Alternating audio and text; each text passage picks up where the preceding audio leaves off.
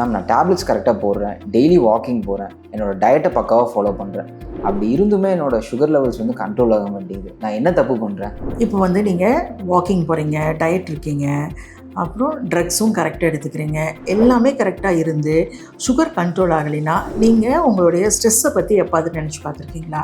Stress level அதிகமாக இருந்தால் கூட நம்மளுக்கு சுகர் கண்ட்ரோல் வராது. அதுவும் டயபெட்டிஸ்க்கு ஒரு இம்பார்ட்டண்ட் ப்ரீடிஸ்போசிங் ஃபேக்டர்.